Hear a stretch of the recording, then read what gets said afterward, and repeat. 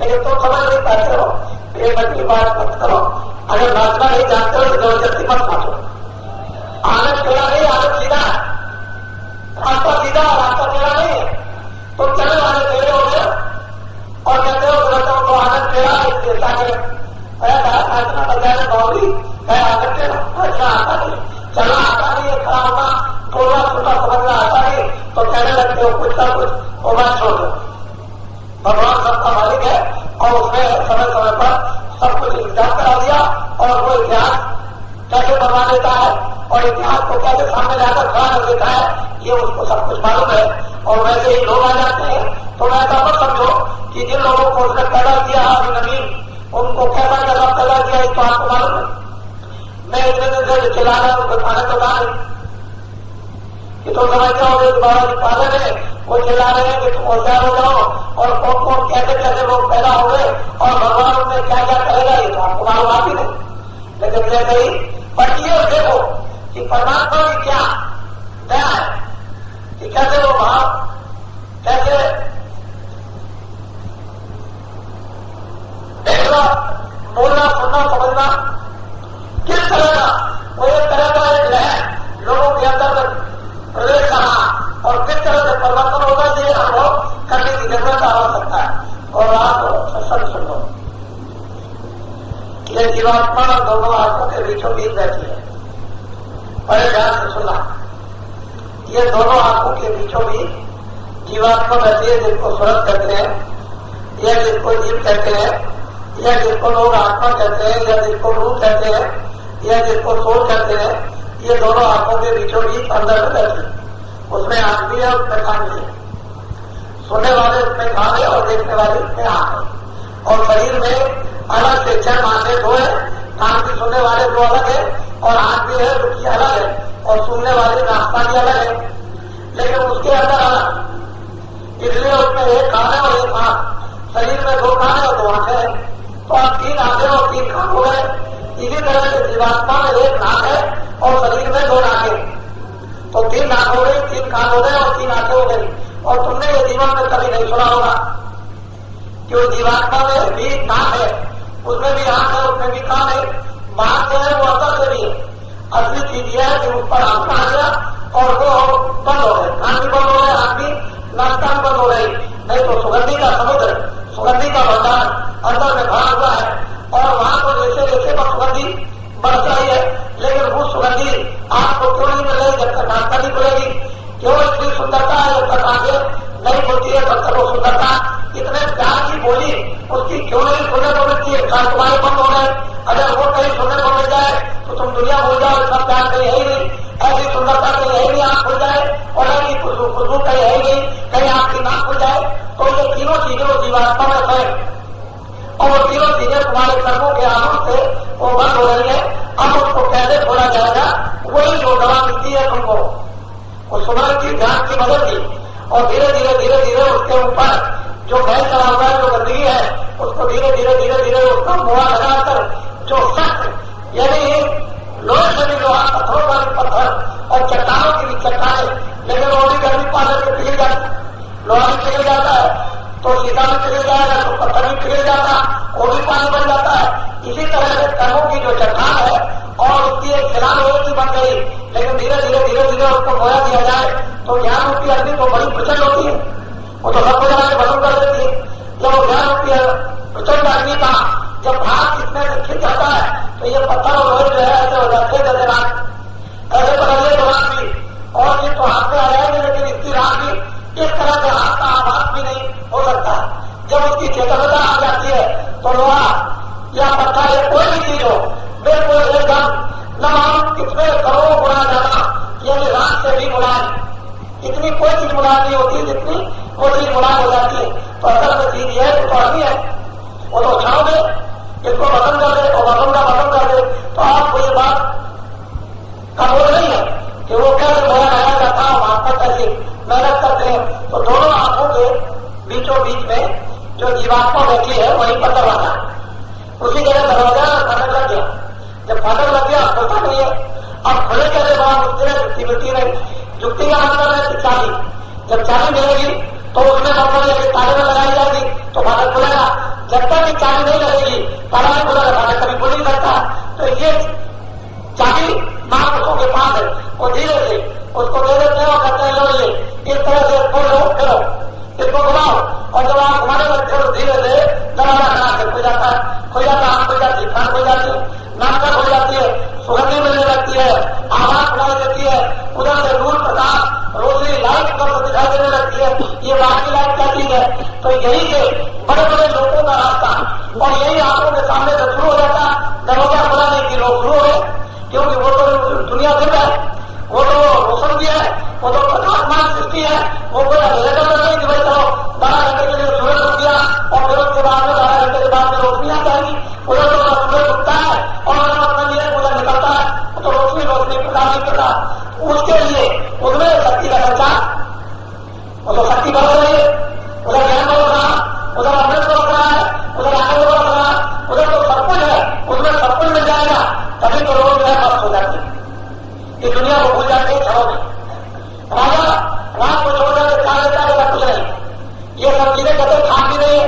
असल है गृहस्थाश्रम बड़ा आश्रम था, महात्मा इसी में रखना चाहते थे कि गृहस्थाश्रम में रहो और इसी में उस चीज को अपने कर्म करके प्राप्त करो, क्योंकि कर्म का भार दूसरे का तुम्हारे ऊपर में लेन देन का नहीं लगेगा। अगर कहीं तुमने कर्म न किया और दूसरे कर्मों का भार तुम्हारे ऊपर लेन देन का, तो उसका भी मुद्रा तुमको चुकाना पड़ेगा। इसलिए तुम स्वयं कर्म करो उसकी रक्षा के लिए, शरीर रक्षा के लिए, और फिर उसके बाद में ये भजन करो, ये ध्यान करो, ये स्मरण करो, धीरज रहो, चाबी को लगाकर ताला खोलो, दरवाजा खुल जाए, अपने घर की तरफ प्रस्थान कर चलो। उधर देखो इतने बड़े बड़े दिव्य दिव्य लोग हैं और वो अलग अलग विभाजित है उसका, वो मान लिया ये तो स्थूल सृष्टि है, इसके बाद में ये लिंग सृष्टि है, इसके बाद में ये सूचन सृष्टि है, इसके बाद में कारण सृष्टि है, इसके बाद ये पहली सृष्टि है। तो असल में सब भागों में उसको बांध दिया। यहाँ तक मतलब है कि ये स्थूल शरीर है, यहाँ तक ये लिंग शरीर है, यहाँ की तक ये सूचन शरीर है, यहाँ की तक इसका कारण शरीर है। इसके बाद जीवात्मा और कोई भी बंधन नहीं है, उसके बाद जीवात्मा आजाद स्वतंत्र हो जाती है। ऐसा सुगम और सुलभ रास्ता विष्णु की मंदिर में अनादिकाल से जब से तुम्हारे से कभी से था, और जब कोई कर्मों का बंधन नहीं था, न कर्मों का नियम बना था, तब सब उद्धारकारी योगी और विज्ञानी सब के सब थे, सब प्रकार से सबको बोध था, आंख का बोध था, कान का बोध था, सब सुनते थे हाथ से अंतर और सब हाथ से अंतर देखते थे और सभी गलियों का दर्शन निरंतर हो रहा था। और हर प्रकार की सुगंधी वो यहाँ की भी लेते थे, वो वैकुंठ की भी लेते थे, और वो सूचन सृष्टि की कारण सृष्टि की उसके परे की सुगंधी भी लेते थे। इस तरह से जीवात्माएं अगर अमर मानव की मंदिर में रह करके होती थी, लेकिन जब कर्मों के बंधन में पाप और पुण्य में बांधी गई, बस यही आपकी तकलीफ पड़ गई और उसने हर तरह से आपको फिर फंसा दिया। फंसाने के बाद अब उसने निकलने का रास्ता बंद कर दिया। अब आप अकेले क्या कर सकते हो? किसी महापुरुष की दया हो जाए, कृपा हो जाए, वो हमको पूंजी चाली दे दे, हमारे लिए कुछ मोया लग जाए और वो हमारे सख्त बंद जो दरवाजे हैं वो टूट जाए, वो पिघल जाए, वो उतर जाए, तमाम कर दे, तो फिर हम निर्भर हो सकते हैं और हमारी जीवात्मा का भार बोझा उतर सकता है। हम अपने होश में आ सकते हैं, फिर हमको वो ज्ञान मिल जाएगा, हमको शक्ति मिल जाएगी, बंधन से हम निर्बंधन हो जाएंगे। बस ये थी। लेकिन आप पुरानी चीजों में फंसे रह गए। इसलिए महात्मा ने कहा जो कहते हैं उसको करो, जो वो करते हैं उसको कभी मत करो। तुम करोगे फंस जाओ, वो जो कहेंगे उसको करोगे तो तुम निकल जाओ, क्योंकि उनके कराने में तुम फंस नहीं सकते हो और तुम अपनी इच्छा से करोगे फंस जाओगे। तो जो कहते हैं महापुरुष उसको करना चाहिए, जो महापुरुष करते हो उसको कभी नहीं करना चाहिए। क्यों? वो तो आप कर ही नहीं सकते हो, बहुत मुश्किल है। तो हम लोग ये समझ नहीं सकते, उनकी नजरों को कभी करना नहीं चाहिए। जो आदेश होता रहता है हमारी सामर्थ्य के मुताबिक अनुसार उसी काम को हमको करते रहना चाहिए। जो सामर्थ्य से करे उस काम को कभी भी करने की इच्छा नहीं रखनी चाहिए, नहीं गिर जाओगे, उसी में तुमको धोखा हो जाएगा। महापुरुष तो बराबर तुमको उठाते रहते हैं, अगल बगल में दाएं बाएं आगे पीछे चलते रहते हैं, तुम्हारी सलाह करते रहते हैं और समय काल पर तुमको परिचय देते रहते हैं। लेकिन तुम इतने क्रोधित हो जाते हो, स्वाभिमान तुमको इतना घमंड जरूर आ जाता है कि महापुरुषों की परिचय को जहां जहां तुमको मिलती उसको भूल जाए। वो तो परिचय देते रहते हैं, कोई ऐसा नहीं जिसको परिचय न मिलता हो, लेकिन वो उसको भूल जाता है। बुद्धि का विवेक जब नष्ट हो जाएगा तो परिचय भूल जाएगा और बुद्धि में विवेक रहेगा तो निरंतर उसको परिचय होता रहता है। उसके समान हर समय सोते उठते बैठते जाते बराबर होती रहती है। नामदान का उसका मतलब ही यही है कि जब नामदान दिया तो उसकी समान होती है, बराबर आगे पीछे होती रहती है। लेकिन गलती कर जाओगे तो उसका बच्चा रह जाए, सूखा उठा जाओगे फिर वो परेशानी होती है, फिर जब याद करोगे तो फिर समान होगी, फिर वही बात होती है। इसलिए पहले से याद रखो, वो मेहनत परख करते रहो, वो इंतजारी करते रहो कि वो कब हमको पहचान देते हमारे समाज की, उसे याद करते रहोगे कभी नहीं करोगे, जब तो भूल जाते रहे। कहते हो बात वही जो हमको परिचय मिली थी, हमको अनुभव हुआ था, लेकिन क्या करें हम सोच नहीं सकते। बहुत से लोग कहते हैं बाबा जी आए उन्होंने जगह दिया, बहुत से कहते हैं दरवाजे में खड़े हो गए उन्होंने कुछ कह दिया, बहुत से लोग कहते हैं भारत में हमको ये कह दिया। इस तरह की बात की झूठी नहीं है, लेकिन हम उसको लोग नहीं सच कर पाते, उनको व्यक्त करना नहीं आता है, कहना नहीं आता है और उस भाव तक पहुंचना नहीं आता। तो ये सब चीजें बड़ी रहस्यमय है, लेकिन आगे पीछे ऊपर नीचे दाएं बाएं बराबर तुम्हारे अंग रखे। पिज्जा नहीं छोड़ते, तुम्हें ना समझो कि पिज्जा छोड़ देंगे। अरे कभी तुमने देखा है कि गाय का बच्चा रहता है गाय पीछे पीछे भागती है, बच्चा कहीं रह जाए तो गाय कलपती है, बच्चा चला जाएगा तो वहां उसके पीछे पीछे चले जाए। पहले ये देखो कम से कम समझो तो उसके लिए, लेकिन वो कब तक होगा जब तक बच्चा हो जाए, तब तक ये कुदरत का नियम है कि माँ बच्चे के पीछे पीछे चलेगी। जब बच्चा में बोल हो जाएगा तो फिर उसके पीछे नहीं जाती।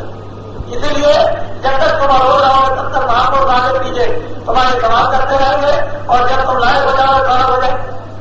तो ये बात अब तुमको सोचनी और समझनी पड़ेगी। हमेशा तुमको मतलब बच्चे की तरह जागरूक नहीं रहना।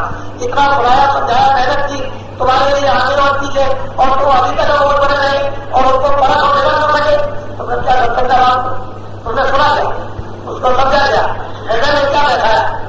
ये सब चीजें वास्तव में हमारी पकड़ की थी और हम उसको बोलते रहते हैं तरह तरह की बात। इसलिए गरुड़ भगवान जो घमंड है वो बुद्धि को नष्ट करता है, शरीर को व्याकुल कर देता है, फिर न मन लगेगा न चित्त लगेगा और फिर सत्यता को समझ भी नहीं पाओगे। इसलिए गरुड़ और घमंड जो बनाती है उससे बराबर बचते रहो। बुद्धि का विवेक जागता रहेगा, अस्थायी तुम अपनी जगह पर निशाना बनाए रहोगे और कभी भी अपने मार्ग से विचलित नहीं हो सकते हो। मोटी सीधी सारी बातें की है असली तुम्हारे साधन की प्रक्रिया प्रारंभ की ये है, और उसको तो पकड़े रहो तो चलते जाओगे, गिरोगे कभी नहीं। क्योंकि वास्तव में ये तो खाने की दाल है, जिसमें बहुत तो गिर पाओ, निश्चय उतरो पार। अगर निश्चय हो गया तो पार कर जाओगे और जरा भी गिरे रहते गिर जाओगे।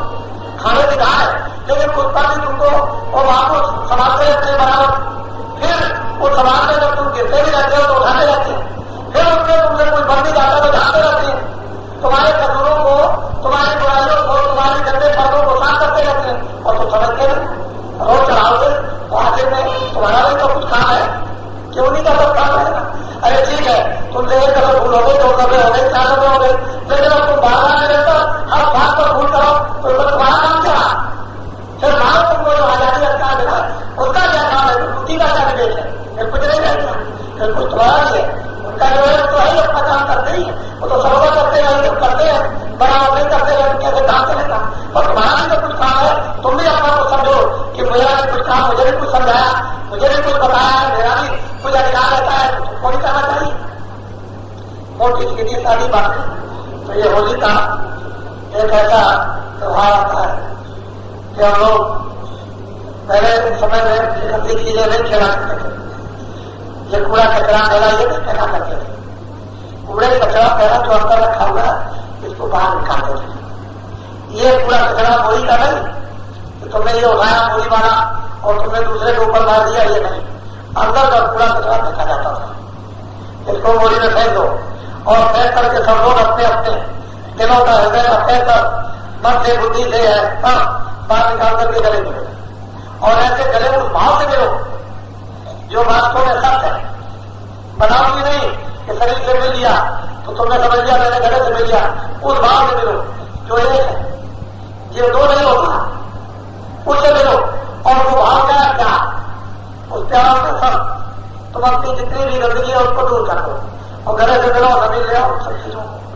और जब ले आओगे जमीन तो घमंड नहीं होगा, जरूर गुमान नहीं होगा। फिर मतलब भी है कि क्रोध नहीं आएगा, जब क्रोध नहीं आएगा जरूर गुमान नहीं होगा। तुम छोटे रहोगे बराबर और दूसरों की सेवा करते रहोगे। जब सेवा करोगे लोगों से प्यार मिलेगा, लोगों से आदर मिल जाएगा, लोगों से इज्जत मिलेगी, लोगों से सम्मान मिलेगा, लोग तुम्हारी कीर्ति करेंगे, तो फिर खुशी नहीं होगी तो क्या होगा। ये सब चीजें खुशियों की थी और इसी से आत्मा जागती थी, इसी से अपने सत्य को पा लेती थी, होश में आकर के चेतनता को काम कर लेती थी। लेकिन अब आपने इन त्योहारों को सोचना समझना छोड़ दिया, इसलिए ये दशा हमारी हो गई। हमारे भी गंदगी इकट्ठी करते हैं, अंदर की बात निकालते नहीं है और बस फेंक देते हैं, और फेंक करके वैसे के वैसे जानी दुश्मन एक दूसरों के विचारों के लगे रहते हैं। वाणी से भी, हाथ से भी, कानों से भी, हाथ पैर से, मन से और बुद्धि से भी बुरा भला बराबर निरंतर करते रहते हैं। लेकिन जो दृढ़ता आप में आनी चाहिए थी कि जो पूरा कचरा जमा कहीं भूल भाल में क्या ध्यान में हो गया उसको बाहर निकाल दो, और आपको आने नहीं देना और नवीन सृष्टि बनाते रहते हैं। हर साल में कोई न कोई त्योहार हर रोज बढ़ता ही रहता हो।